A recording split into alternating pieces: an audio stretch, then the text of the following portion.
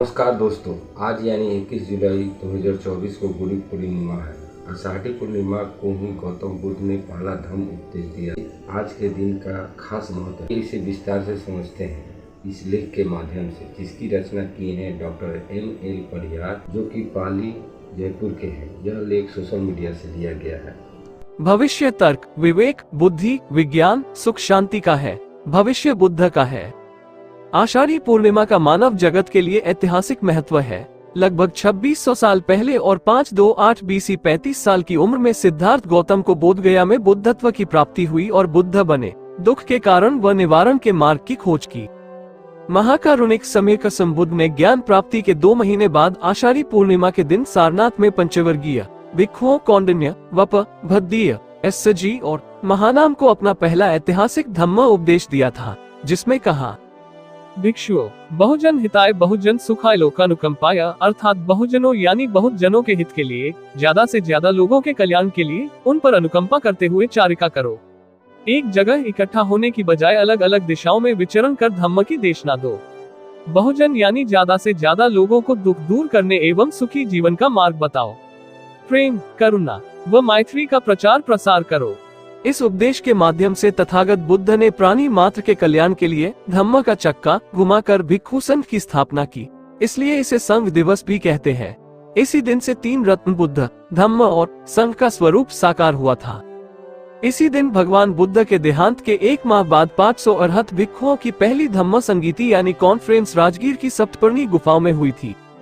आषाढ़ी पूर्णिमा का दिन धम्मचक्र प्रवर्तन दिवस के रूप में मनाया जाता है। इस मानवतावादी मध्यम मार्ग के उपदेश को पाली भाषा में धम्मचक्र प्रवर्तन सुत्त कहा जाता है। इस दिन से भिक्षुओं का वर्षावास शुरू होता है। वर्षा ऋतु में आषाढ़ पूर्णिमा से आश्विन पूर्णिमा 3 माह तक बौद्ध भिक्षुओं को एक विहार में वास करने व धम्म उपदेश देने को वर्षावास कहते हैं। वर्षावास का समापन समारोह कार्तिक पूर्णिमा को होता है।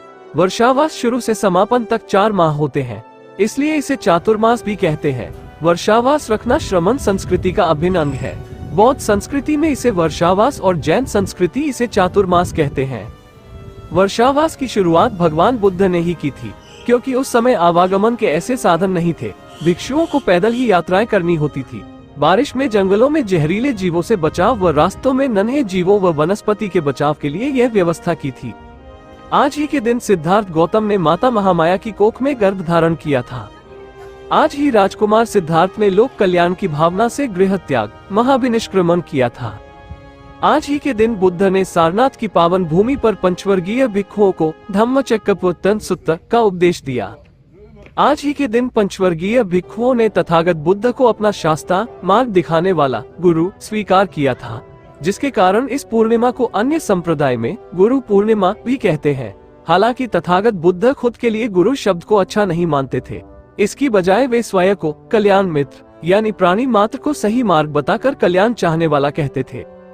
जब जम्बूद्वीप के इस भूभाग से बुद्ध के धम्म की गौरवशाली संस्कृति को नष्ट किया गया तो इसकी परंपराएं भी दूसरों ने लेकर उनका अपना लेबल लगा दिया, लेकिन अपने स्वार्थवश वर्षावास, गुरु पूर्णिमा के भावों का दुरुपयोग कर इनके मानव कल्याण के स्वरूप को ही विकृत कर दिया।